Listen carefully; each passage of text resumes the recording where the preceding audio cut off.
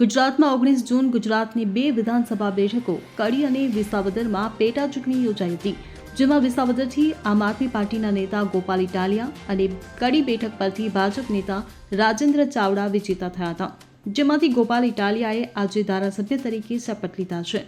વિધાનસભાના અધ્યક્ષે ઇટાલિયાને ધારાસભ્ય પદના શપથ લેવડાવ્યા હતા. આ દરમિયાન ગોપાલ ઇટાલિયાની સાથે આપ નેતા ઈશુદાન ગઢવી, મનોજ સોરઠિયા સહિતના રહ્યા હતા. ત્યારે ચૂંટાયા તે દિવસથી લઈને આજે 22મા દિવસે ગોપાલ ઇટાલિયાને વિધાનસભાના અધ્યક્ષ શંકરભાઈ ચૌધરી પદ ગોપનીયતા દાયિત્વ અંગેના શપથ લેવડાવ્યા. શપથ લીધાની સાથે જ 180 ધારાસભ્યોની જેમ નવોદિત ધારાસભ્યના પણ પગાર ભથ્થાનું મીટર શરૂ થઈ જશે.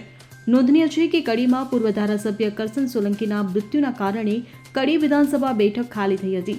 આ બેઠક અનુસૂચિત જાતિ માટે અનામત છે. આ સિવાય વિસાવદરમાં આમ આદમી પાર્ટીના ધારાસભ્યએ રાજીનામું આપી ભાજપમાં સામેલ થઈ ગયા હતા, જેના કારણે વિસાવદર બેઠક ખાલી થઈ હતી. ઐતિહાસિક દિવસ છે. ગુજરાતભરના લોકો આ ઐતિહાસિક દિવસને જોઈ રહ્યા છે અને માણી રહ્યા છે.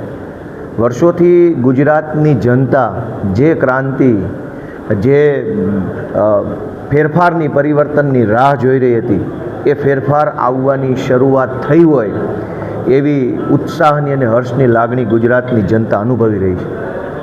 સાધારણ પરિવારમાંથી આવતો અને ગામડાનો એક ખેડૂતનો દીકરો ભારતના મહાન સંવિધાનની તાકાતથી અને લોકોના સહયોગથી ધારાસભ્ય બન્યો છે, એ વાતનો હરખ આજ ગુજરાતના એક એક વ્યક્તિના ચહેરા ઉપર દેખાઈ રહ્યો છે.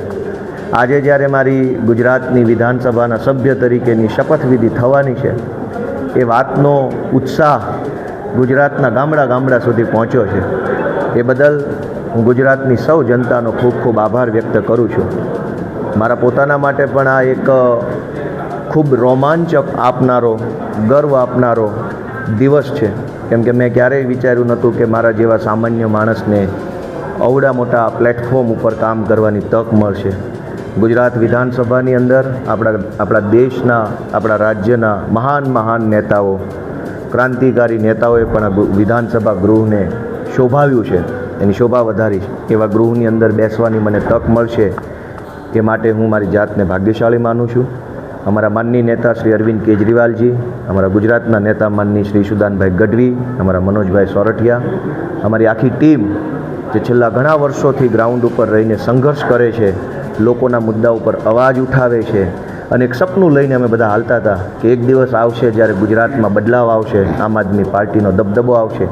એ સપનું સાચું પડવાનું શરૂ થયું હોય એવું બધાને લાગી રહ્યું છે. ત્યારે હું અમારી આખી સમગ્ર ટીમ અને ઈશુદાનભાઈના નેતૃત્વમાં કામ કરતા એક કાર્યકર્તાને પણ હું આજે નમન કરું છું, એમનો આભાર માનું છું. વિસાવદર ભેસાણની મહાન જનતાએ મને જે તક આપી છે, એ બદલ હું વિસાવદર ભેસાણ જૂનાગઢ ગ્રામ્ય વિસ્તારના મતદારોને પણ 2 હાથ જોડીને નમન કરું છું.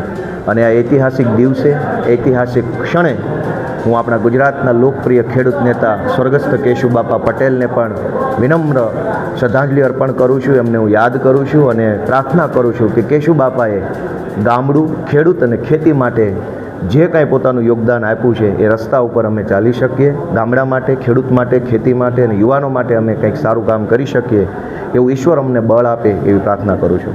ગોપાલભાઈ, કાંતિ અમૃતિયા પરમ દિવસે બ્યુરો રિપોર્ટ CN24 ન્યૂઝ. હવે જુઓ દેશ દુનિયાની તમામ ખબરો તમારી આંગળીના ટેરવે. ઉઠાવો મોબાઈલ અને Google Play Store પરથી ડાઉનલોડ કરો અમારી CN24 ન્યૂઝ મોબાઈલ એપ.